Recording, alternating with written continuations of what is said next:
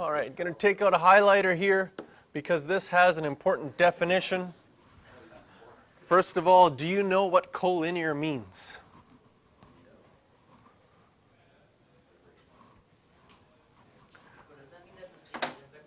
All right, no, there we go. These 3 points are not collinear, but these 3 points are collinear. Straight line.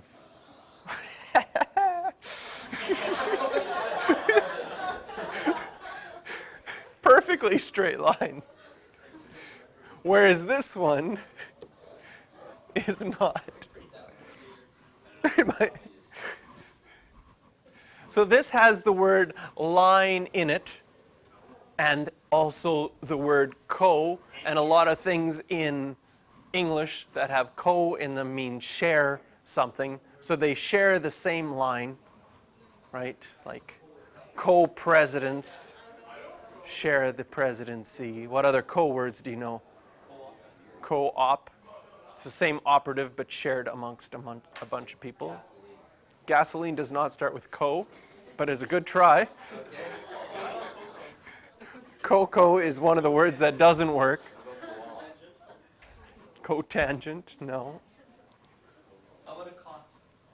Right? Co-ed. So, anyways, there's the perfectly straight line. Now we need to show 3 dimensions. You've got a point over here, a point over there, and a point over here, and you want to show that they are all 3 on the same line. Okay. Now, first of all, the key to figuring this out is the idea of distances. If I would go from A to B and then B to C, it would be a lot shorter just to go directly from A to C. But if the 3 points are in a straight line, then going from A to B and then B to C would be exactly the same as going from A to C.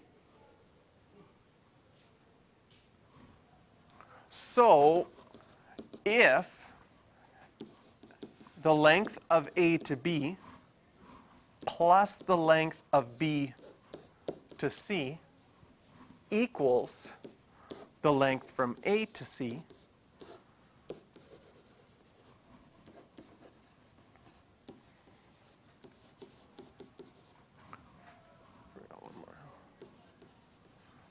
then they are collinear.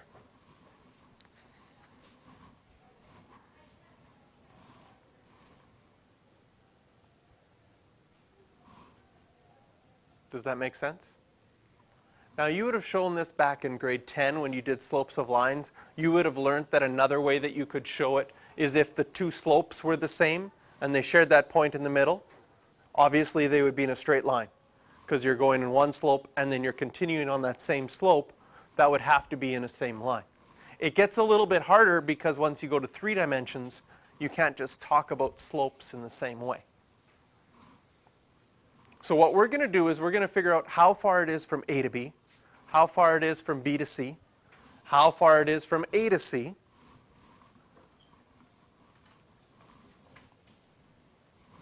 and figure out that. So we've got position vectors of A, B, and C. So there is some point, since we're showing they're collinear, there's some point here, that's the origin.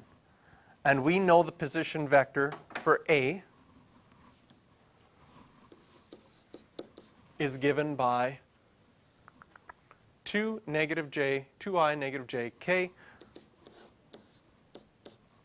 and O to B is 3, 2, negative 1, and O to C is 6, 11, negative 7.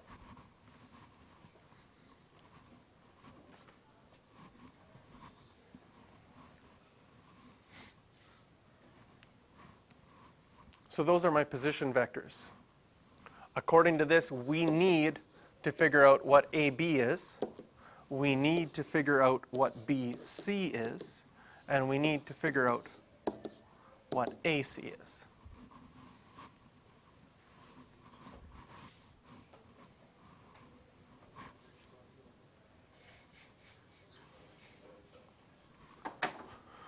So here we are, A to B. How would I get there using my position vectors? I'd have to go A to O and then O to B.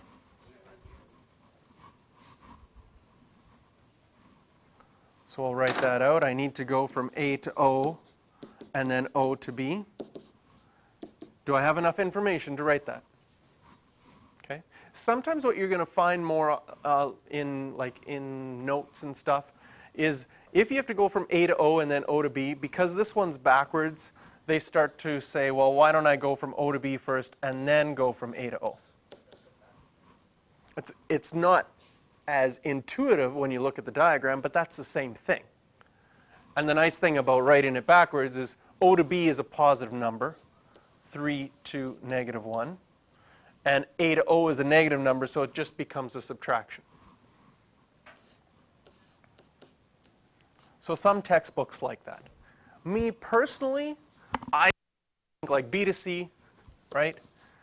This one stinks, but that's okay. Go BO, and then go from O to C. I would do the BO first. And I would write it as the negative out in front, 3 to negative 1. And then I would write O to C, 6, 11, negative 7. I would just write it that way. But you will see some textbooks mix it up and do one minus the other one. I don't think it's too hard to have a negative out in front. So same thing.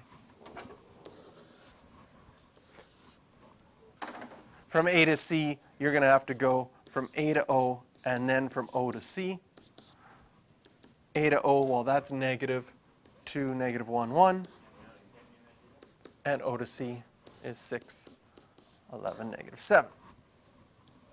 So we can simplify each of these, and we could figure out that A to C is going to be 1, 3, negative 2.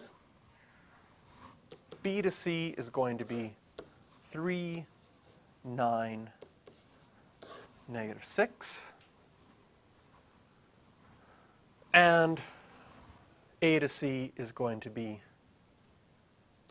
8, 12, Actually, it's 4. 8, 4. I made a mistake somewhere. It's negative 2 at the top. See, look, you put 6 plus 2 equals 8, but it's 6 plus negative. Oh, it's negative 2. Yeah, negative 2 plus 6. This would be 4. There we go.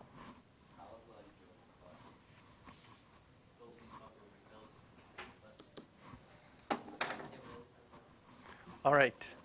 So there we have our 3 vectors.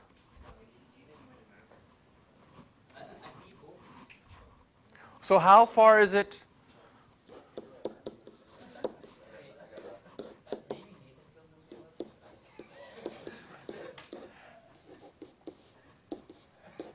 Do you remember how to find the lengths of 3-dimensional vectors?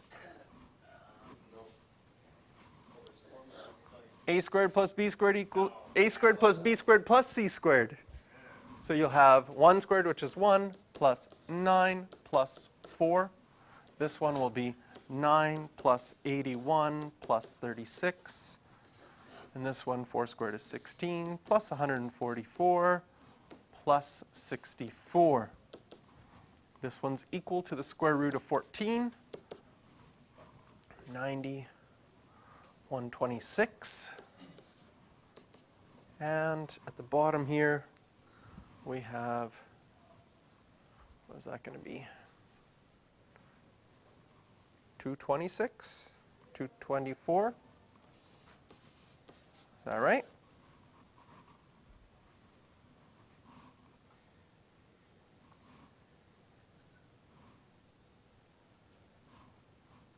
Now, is 14 plus 126 equal to 224? Yes. Yes. The square roots are there. How would you say that? Well, this is square root of 14. Is this a multiple of 14? It is. It's 9 times 14, which is the same as 3 root 14s. And 224 is 16 times 14, which is 4 root 14s. So since the length of AB plus the length of BC equals the length of AC, they are collinear.